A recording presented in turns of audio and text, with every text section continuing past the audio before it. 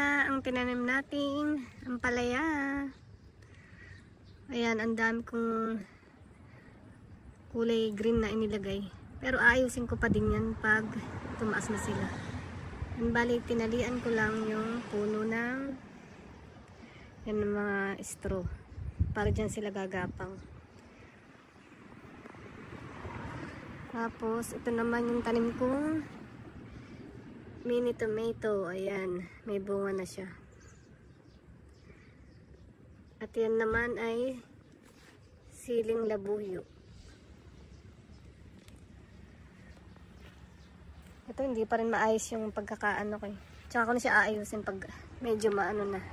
Nagapang na talaga siya. Ito naman ay pakwan. Nilagyan ko lang siya ng harang at baka takbuhan ng mga pusa. At syempre nakabili din ako ng ayan, may papaya din tayo. Sana naman mag-abutin ng winter at siguradong masisira yan.